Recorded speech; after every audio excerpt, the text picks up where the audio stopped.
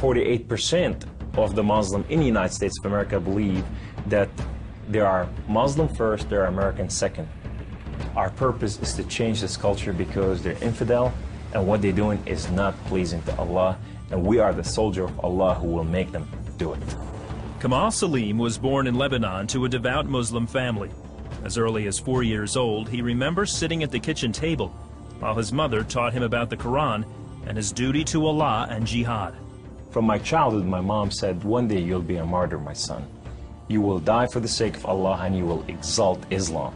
She said, if you kill a Jew, my son, your hand will light up before the throne of Allah, and the host of heaven will celebrate what you have done. Kamal was 7 when his parents sent him to Muslim training camps to learn to use weapons and engage and kill the enemy. The boys were also taught another, more subtle form of warfare. We were training for what's called culture jihad, which is shifting cultures. Culture jihad is, it's unlike the sword, unlike the rifle, it is the jihad that will come into your world. By his 20s, Kamal was chosen to wage cultural jihad on America. In Islam, liberty, freedom, monarchy, all these are idols, and these must be brought down. So the liberty that you have in the United States of America, it's anti-Islam, you know, so America must be changed. So I moved to the Bible Belt specifically. The Bible Belt was the strongest of strongest. That's where the stout Christians are. And I want to take on the best of the best because I considered myself as a sword of Islam. I thought, I'm anointed, I'm unique, I'm selected, I'm coming to a country and a culture to change it, and I have the power of Allah with me. In the early 1980s, Kamal entrenched himself in a small Midwestern town. He began targeting men from poor neighborhoods to recruit them to the Muslim faith. But one afternoon, his life would be in the hands of those he hated the most. I was going from one place to another to do a recruitment, and that day I had a car wreck. The car wreck was so severe, I ejected out of my car, landed on my neck, broke my neck in 2 places. This man came running to me, and he said, don't worry, we're going to take care of you, and everything's going to be all right. The ambulance came and picked me up, and now I go to the hospital. The orthopedic surgeon in the emergency room looked at my chart, and he just said, son, we are going to take care of you, and everything's going to be all right. The second day, I wake up in the hospital, and this physical therapy, head of physical therapy, come and read my chart, and he turned around and he said the same thing, word for word, we are going to take care of you. At first, Kamal was frightened by their words, because these men were all Christians. You see, in terrorism, if they said we're going to take care of you, you'd better run. Surgeries to repair Kamal's broken neck were successful, but recovery would take weeks. After being discharged from the hospital, he would need someone to care for him while he recuperated. Kamal had no one, so the orthopedic surgeon opened up his own home to this stranger. In his home, they put me in their choicest room, in the most beautiful thing. I became like part of their family. They didn't see me any different, and now they have a basket that says for Kamal. They put in money to free my bills from the hospital. Kamal was overwhelmed with the outpouring of Christian love. As he recovered, he began to help out around the house with cooking and cleaning. They have Jewish friends, they came from Israel, that they support, you know. And now I'm hugging Israelis and I'm cooking for Jews.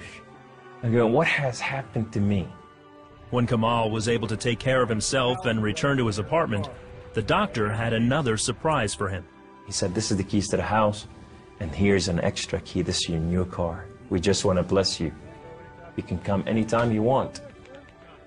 So I go to my home, and I go to my cold place that I haven't been there in months, and dust is this thick. And I just gotta settle this issue with my God to know that if it's real or not.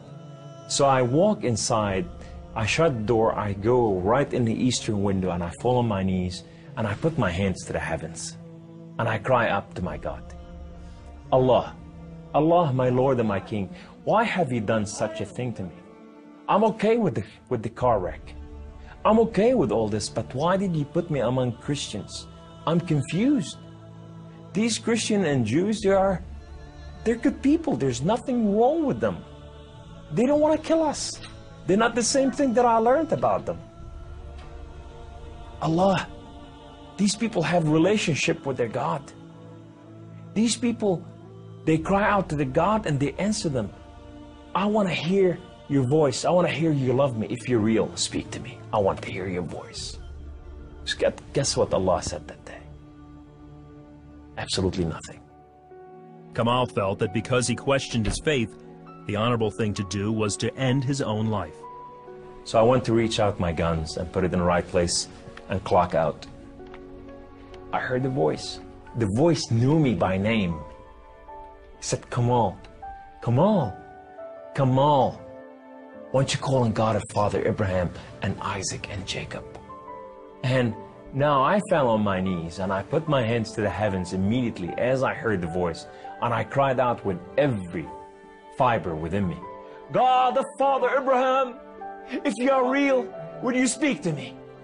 God of Father Abraham, if you are real, I want to know you.